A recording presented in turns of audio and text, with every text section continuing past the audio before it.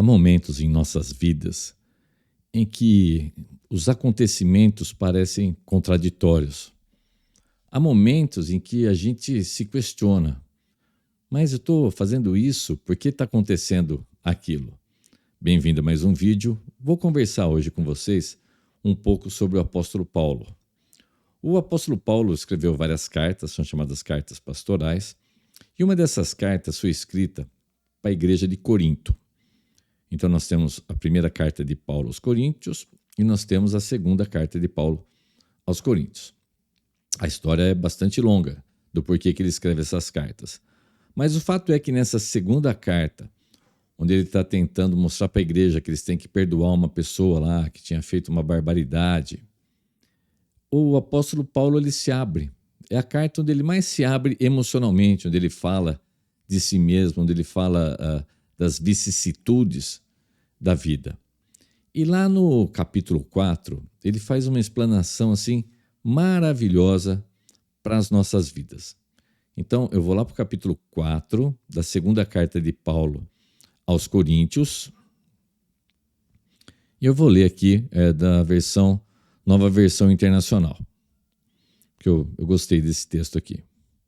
Portanto, visto que temos este ministério pela misericórdia que nos foi dada, não desanimamos. Antes, renunciamos aos procedimentos secretos e vergonhosos.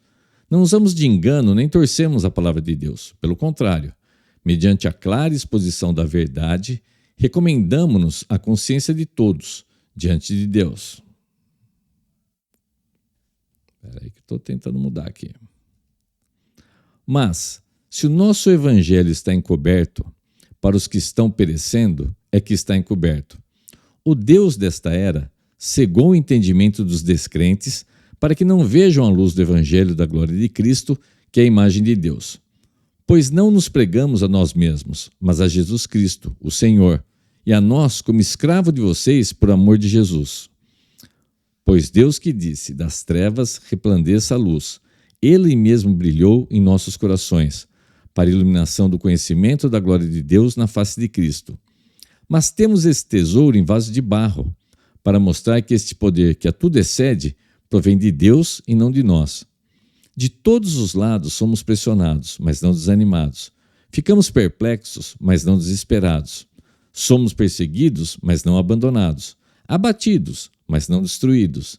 Trazemos sempre em nosso corpo o morrer de Jesus, para que a vida de Jesus também seja revelada em nosso corpo. Pois nós, que estamos vivos, somos sempre entregues à morte por amor a Jesus, para que a sua vida também se manifeste em nosso corpo mortal. De modo que em nós atua a morte, mas em vocês a vida. Está escrito, cri, por isto falei. Com esse mesmo espírito de fé, nós também cremos, e por isso falamos, porque sabemos que aquela que ressuscitou o Senhor Jesus dentre os mortos, também nos ressuscitará com Jesus e nos apresentará com vocês. Tudo isso é para o bem de vocês, para que a graça que está alcançando um número cada vez maior de pessoas faça que transbordem as ações de graças para a glória de Deus. Por isso não desanimamos. Embora exteriormente estejamos a desgastar-nos, interiormente estamos sendo renovados dia após dia. Pois os nossos sofrimentos leves e momentâneos estão produzindo para nós uma glória eterna que pesa mais do que todos eles. Assim, fixamos os olhos não naquilo que se vê, mas no que não se vê, pois o que se vê é transitório, mas o que não se vê é eterno. O apóstolo Paulo tinha uma vida muito difícil. Vou voltar para o começo aqui. O apóstolo Paulo, ele tinha uma vida muito difícil. Muito difícil. Onde ele ia, ele apanhava, foi açoitado, foi preso, foi humilhado, teve que fugir. A vida do apóstolo Paulo não era fácil. Então aqui, ele abre o coração dele, falando desses problemas todos que ele tem, mas ele sempre contrapõe. Ele utiliza-se muito de antíteses e paradoxos, né? Ele sempre contrapõe aquele sofrimento com alguma coisa muito boa, muito melhor, muito mais superior do que aquele sofrimento. Então, ele fala assim, ó, temos esse ministério pela misericórdia que nos foi dada. Não desanimamos. Tá? Então, ele está dizendo que ele não desanima. Se a gente andar mais um pouquinho, ele fala assim, mas se o nosso evangelho está encoberto para os que estão perecendo, é que está encoberto.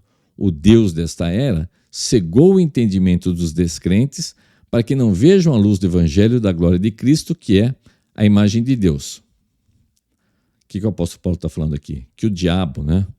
O Deus desta era, olha que é um D minúsculo aí, o Deus dessa era é o diabo. Ele está dizendo que o diabo, ele cega os olhos dos descrentes. Por isso que é tão difícil a gente falar do evangelho para as pessoas. Porque as pessoas, eu me coloco nessa, já estive nessa categoria, as pessoas ficam cegas através do diabo para ter um entendimento do evangelho. Num outro vídeo eu falei, ainda citando o apóstolo Paulo, que para alguns tem cheiro de vida, para outros tem cheiro de morte.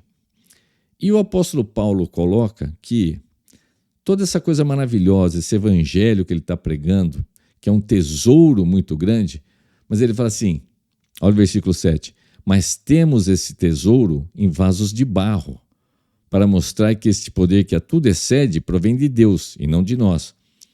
O apóstolo Paulo, ele fazia prodígios e maravilhas. Os apóstolos tinham esse poder. E todo esse poder, toda essa coisa, ele disse que estava num vaso de barro. O vaso de barro, esse tesouro no vaso de barro, é para contrastar que o que tem dentro é algo maravilhoso, que é Cristo, e o que tem do lado de fora somos nós, que é barro, vasos de barro, que se quebra com facilidade, que é feito de barro, que é uma coisa que não é muito... Para mostrar o quê? Para mostrar que o importante não era o mensageiro, o importante não era o pregador, mas o importante era a mensagem. É esse o tesouro que está contido nos vasos de barro. E aí Paulo faz uma série de comparações. Ó. De todos os lados somos pressionados, mas não desanimados. Então, ele sofria pressões, mas ele desanimava? Não. Por quê? Porque ele tinha Cristo. Tá? Ele passava necessidade, mas ele tinha Cristo.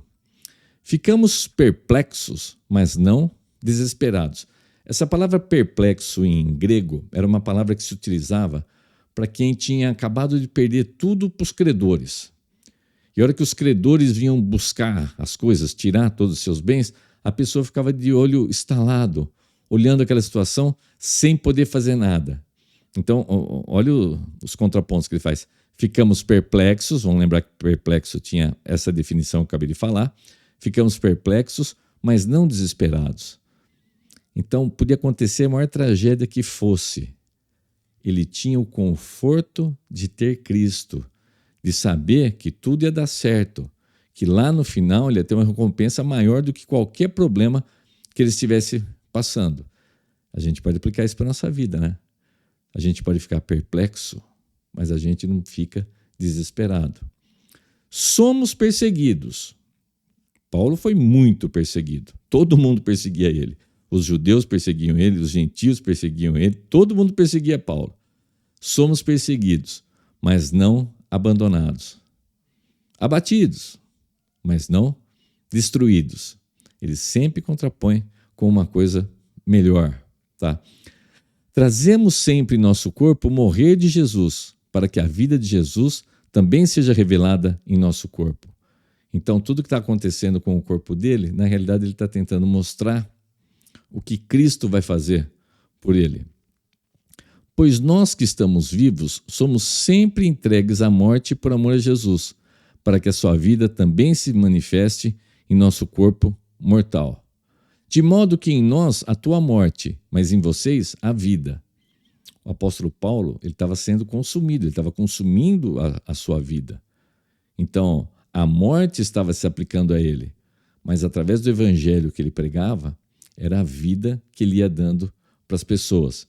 Está escrito, cri, por isto falei. Isto é o Salmo 110, versículo 10. Tá? Com esse mesmo espírito de fé, nós também cremos e por isso falamos. Então o apóstolo Paulo não pode ficar com a boca fechada. Quem foi salvo por Cristo não pode ficar com a boca fechada. A gente tem que falar, porque sabemos que aquela que ressuscitou ao Senhor Jesus dentre os mortos, também nos ressuscitará com Jesus e nos apresentará com vocês. Então, ele sabia que aquele Deus ressuscitou Jesus. E a promessa é que quando Jesus voltar, nós vamos ressuscitar com ele. Se você morrer agora, você é salvo, você vai para o céu, você vai na presença de Deus. Mas quando Jesus voltar, e vai ter a segunda vinda de Jesus, todo mundo vai ressuscitar.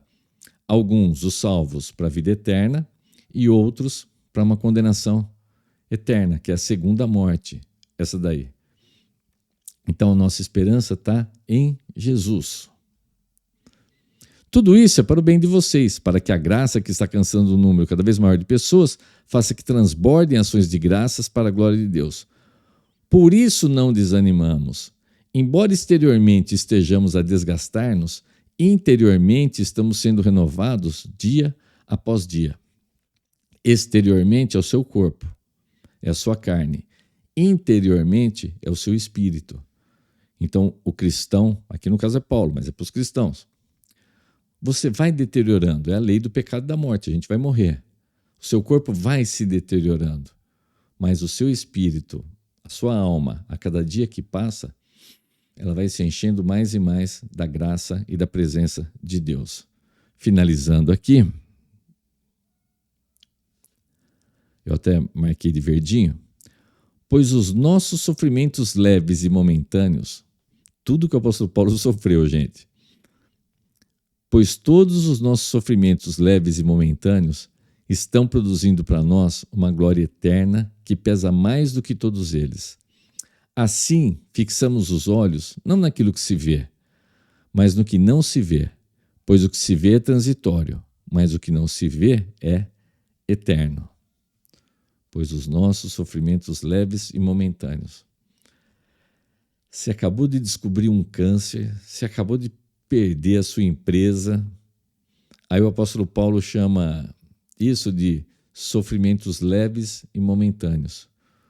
Porque por maior que seja o seu sofrimento aqui, por uma coisa que você acha que não tem solução, por pior que seja, comparado ao que você vai ter na eternidade, isso daqui não é absolutamente nada. Sabe quanto tempo pode durar um sofrimento para você? No máximo, até o final da sua vida. Aí acaba. E se você estiver salvo em Cristo, nossa, a alegria que você vai ter vai ser uma coisa inexplicável, inenarrável. Não dá para falar como que vai ser a sua vida. Então, eu li esse texto longo para te dar uma palavra de conforto. Eu não li para te falar que sua vida vai ser fácil, mas eu li para falar que se você tiver Cristo em você, você pode passar o que você for. Você viu a série de comparações absurdas que o apóstolo Paulo fez. Você pode passar o que for, mas você vai passar com Cristo, em Cristo, para a glória de Deus, para Cristo. E lá no final, lá na frente, se as coisas não se resolverem aqui, porque as coisas podem ser resolvidas aqui também. Deus é um Deus abençoador. Deus é um Deus misericordioso. Eu estou colocando a situação extrema. Se a coisa não se resolver, seja o que for, lá na frente, tudo isso vai ser muito pequeno. E isso dá uma esperança inexplicável.